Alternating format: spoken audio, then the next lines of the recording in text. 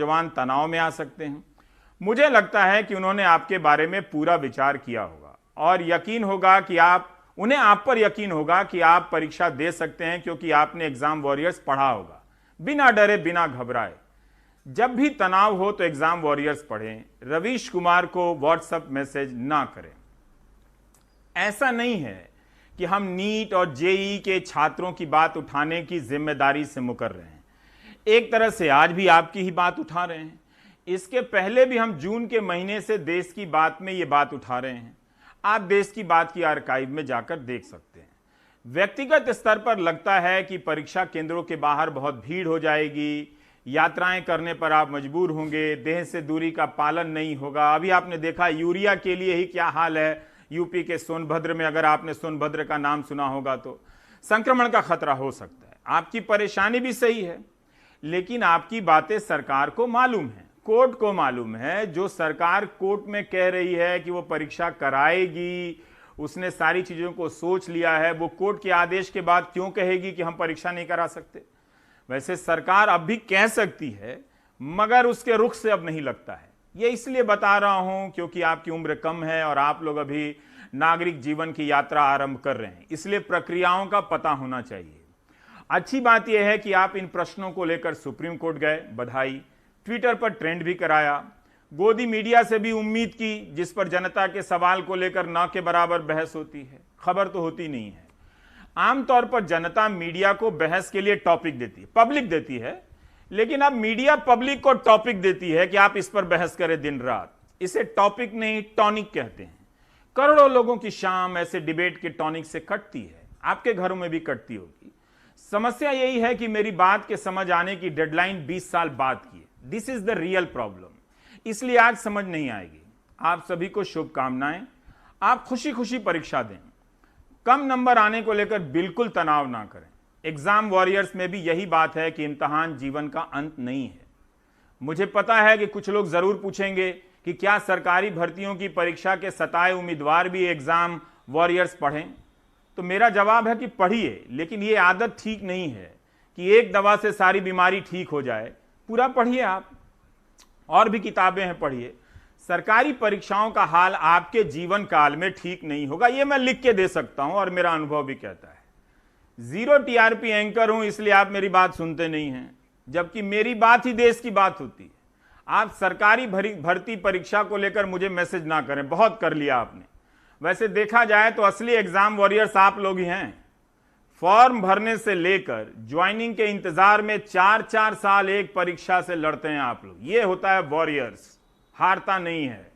मध्य प्रदेश, उत्तर प्रदेश, राजस्थान, बिहार, झारखंड, बंगाल, पंजाब, न जाने कितने राज्यों में करोड़ों की संख्या में छात्र सरकारी परीक्षा की भर्ती के नतीजे आने के इंतजार में मुझे मैसेज करते रहते हैं और कितने ही साल से कर रहे हैं। ट्रेंड कराते हैं, मुकदमा लड़ते हैं, कुछ तो 7 से 8 साल से इंतजार कर रहे हैं। कमाल है। ये है असली exam warriors. Staff selection commission के सताए परीक्षार्थी हों या रेलवे में लोको पायलट की बहाली पूरी नहीं हुई है उसके सताए परीक्षार्थी हों, रेलवे की परीक्षा के एग्जाम वॉरियर्स को मेरा नंबर हाथ लग गया है। सुबह उठकर मुझे मैसेज कर देते हैं और रेल मंत्री को टैग कर देते हैं। सरकार एक काम कर सकती है, अपनी भर्ती परीक्षा के फॉर्म में एग्जाम वॉरियर्स का ही दाम जोड़ ले। 70-80 रुपए की किताब है और सबको एडमिट कार्ड के साथ एग्जाम वॉरियर्स की एक कॉपी भेज दे कि भाई रिजल्ट आने में पता नहीं कितने साल लगेंगे, इसलिए आप इस किताब को पढ़ें, तनाव दूर होंगे।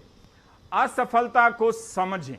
वैसे इस मामले में असफलता सरकार की है कि कई साल में बहाली की प्रक्रिया पूरी नहीं हुई है, चाहे झारखंड हो चाहे इधर राजस्थान हो।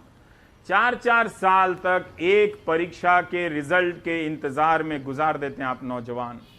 सरकार से इतनी उम्मीद तो खुद सरकार को भी नहीं होगी। अब आते हैं यूनिवर्सिटी के छात्रों पर। यूनिवर्सिटी के फाइनल ईयर के छात्र भी नीट और जेईई के छात्रों की तरह परेशान हैं। कोरोना के संक्रमण के डर से नहीं चाहते कि परीक्षा हो। सुप्रीम कोर्ट ने हर पक्ष को व्यापक समय दिया, सबसे पूछा, सबको सुना, सुनवाई पूरी हो गई है, फैसला नहीं आया है। आशीष भार्गव की रिपोर्ट देखिए, उससे पता चलेगा कि बहस की दिशा क्या है, किस तरह के तर्क दिए गए। एक तरफ दिल्ली, महाराष्ट्र, ओडिशा और पश्चिम बंगाल की सरकारों ने डिग्री कोर्स में अंतिम वर्ष की परीक्षाओं को कोरोना के चलते रद्द कर दिया है, तो वहीं यूजीसी और केंद्र सरकार इन परीक्षाओं को 30 सितंबर तक कराने पर अड़े हैं। सुप्रीम कोर्ट ने कुछ बड़े सवाल उठाते हुए इस मुद्दे पर फैसला सुरक्षित रख लिया है। अदालत ने कहा कि मुद्दा यह है कि अगर राज्य आपदा प्रबंधन प्राधिकरण ने निर्णय लिया है कि परीक्षा आयोजित करने के लिए स्थिति अनुकूल नहीं है, तो क्या वे यूजीसी के ऊपर जा सकते हैं। राज्य का आपदा प्रबंधन प्राधिकरण राज्य स्तर पर स्वास्थ्य सेवा में अधिकार रखता है, लेकिन क्या यूजीसी राज्य को ओवरराइड कर सकता है और कह सकता है कि आपको परीक्षा आयोजित करानी पड़ेगी। यूजीसी शायद ये तो कह सकता है कि बिना परीक्षा के कोई डिग्री नहीं मिलेगी, लेकिन क्या वो ये कह सकता है कि इस तारीख को परीक्षा आयोजित करो। वहीं यूजीसी बार बार अदालत में दोहरा रहा है कि यह एक राष्ट्रीय आपदा है, यह केंद्र को तय करना है। राज्य प्राधिकरण यूजीसी को ओवरराइड नहीं कर सकते। अगर परीक्षा नहीं दी तो डिग्री नहीं मिलेगी। इस मामले में दिल्ली सरकार और महाराष्ट्र सरकार ने आदेश जारी करके कह दिया है कि कॉलेजों में अंतिम वर्ष में परीक्षा नहीं होगी, तो वहीं ओडिशा सरकार और पश्चिम बंगाल सरकार भी इस मामले में उनके साथ खड़ी हैं। इन राज्य सरकारों का कहना है कि विश्वविद्यालय अनुदान आयोग यानी यूजीसी केवल परीक्षाओं के लिए दिशा निर्देश और मानकों को निर्धारित कर सकता है। वो परीक्षाओं को किसी विशेष तिथि पर आयोजित कराने का फैसला नहीं कर सकता। राज्य में कोरोना के केस बढ़ते जा रहे हैं। तकनीक तक सभी छात्रों की पहुंच नहीं है। सीए जैसी परीक्षाएं भी रद्द की जा चुकी हैं। डिग्री कोर्स में 5 सेमेस्टर परीक्षाएं पहले हो चुकी हैं। ऐसे में अंतिम वर्ष के छात्रों को छूट दी जा सकती है।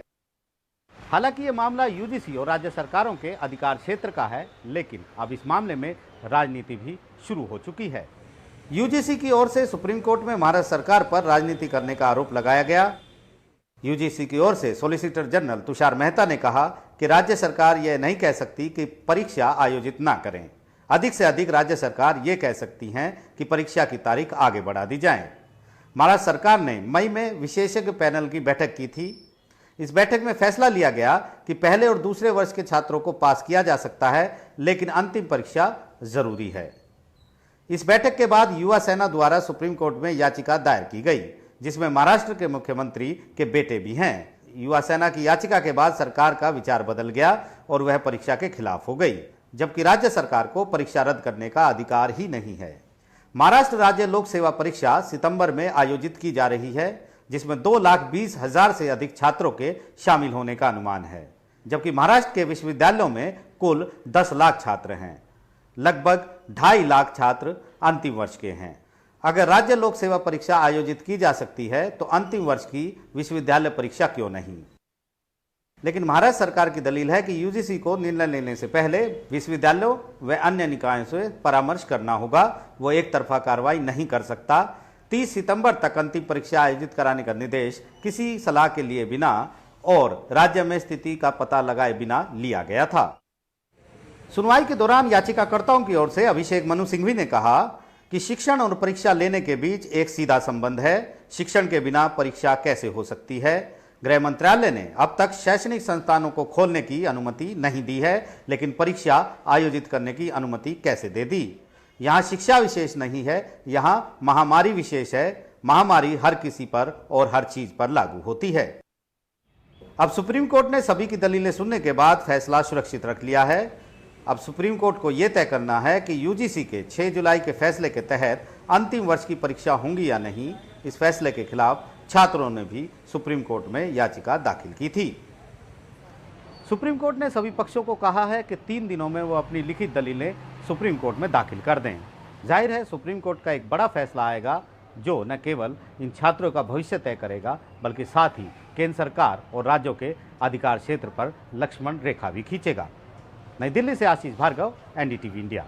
अब आप देखिए कि इसी सुप्रीम कोर्ट से नीट और जेईई के बारे में फैसला आया है कि प्रवेश परीक्षा होगी। क्या इसी सुप्रीम कोर्ट से यह भी फैसला आ सकता है कि जो फाइनल ईयर के छात्र हैं यूजीसी के नियम के तहत उनकी परीक्षा नहीं होगी। कई तरह की परिस्थितियां हर फैसले की अलग अलग होती हैं, मगर कॉमन बात है कोरोना।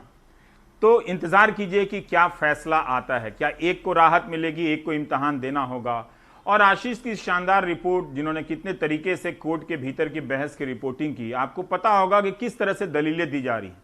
एक राज्य सरकार जो अपनी परीक्षा करा रही है वो यूजीसी की परीक्षा का विरोध कर रही है।